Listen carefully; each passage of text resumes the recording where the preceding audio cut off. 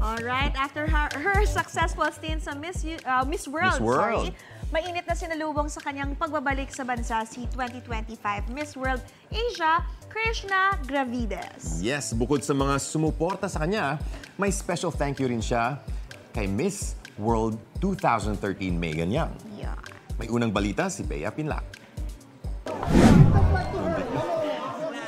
Taas noong iwinagayway ni 2025 Miss World Asia Krishna Gravides ang watawat ng Pilipinas kasabay ng mainit na pagsalubong sa kanya ng mga taga-suporta pag-uwi niya. I am just really happy to see everyone here, to be back home and to share this victory to the entire Philippines. This is not only for me but for all of you, and I would like to maximize this to strengthen and broaden my charity organization, Color the World with Kindness, and all the meaningful causes that I am championing for.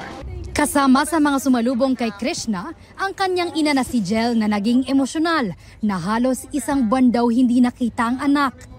Good job na. Nailaban niyo yung Pilipinas. Super duper proud, as in super proud na mama. Mama is a huge part of it, and I think she's the biggest reason why I am here. She'll be part of the tour ng Miss World. And of course, most of her projects are within Asia. But to promoting the advocacy of Miss World all over the world, kasama sila. Nagpasalamat din si Krishna kay Miss World 2013 Megan Yang na todo suporta raw sa kanyang pageant journey kahit na busy sa pagiging first-time mom.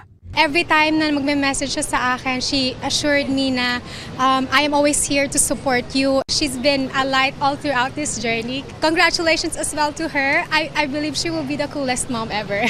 Ito ang unang balita. Bea Pinlac para sa GMA Integrated News. Igan, mauna ka sa mga balita, mag-subscribe na sa GMA Integrated News sa YouTube para sa iba't ibang ulat sa ating bansa.